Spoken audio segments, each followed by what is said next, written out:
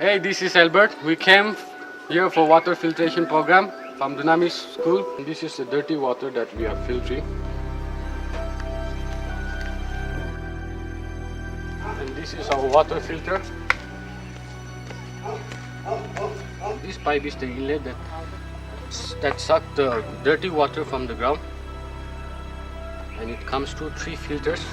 The first filter chamber, it has sediment filter.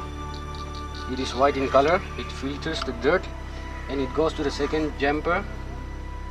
It has virus and carbon filter. It's silver in color. And the third chamber, it has virus and carbon filter, and it goes through UV rays, ultraviolet rays.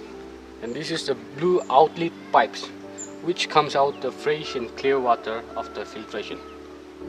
This is the real water from the well that we are going to purify. It's very dirty, it's unhygienic to drink. This is the clear water that we are filtering from the dirt water.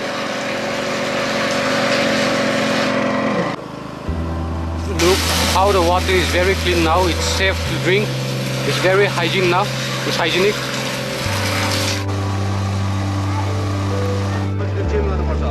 होइन एक दिनमा त्यति